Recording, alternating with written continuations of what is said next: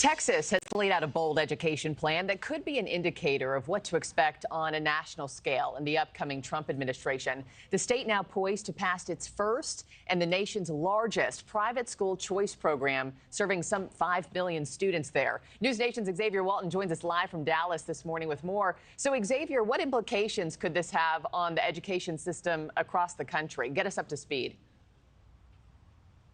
Hey there, Markie. Good morning. Well, it could have big, major implications. And you said this before we went to break.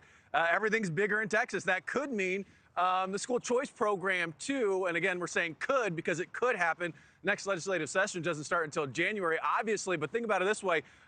If this were to happen, it would be Texas would be home to the nation's largest school choice program, dethroning the state of Florida right now. But for context, let's get everybody up to speed. Like you mentioned, Governor Greg Abbott struck out last legislative session trying to push school choice, but getting some pushback even from within his own party. But to make sure that didn't happen again, the governor threw his support behind candidates this election who would support school choice.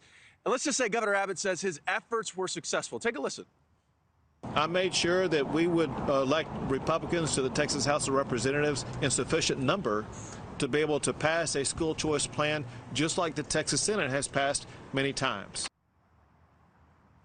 He didn't have the numbers. Now he does. Let's go big picture. Right now, there are 28 states in the District of Columbia that already have, some form of school choice language, according to Education Week.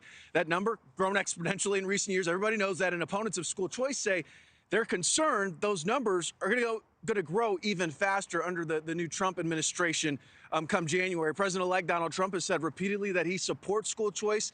And with the Republican-controlled Senate and potentially House, there's just, there's new optimism for advocates at the federal level.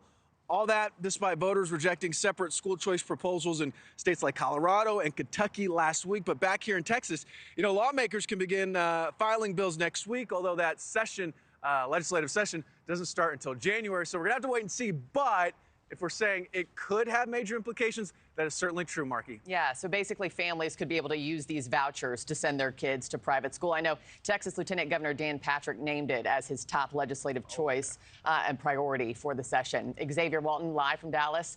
Thank you so much. Really fascinating.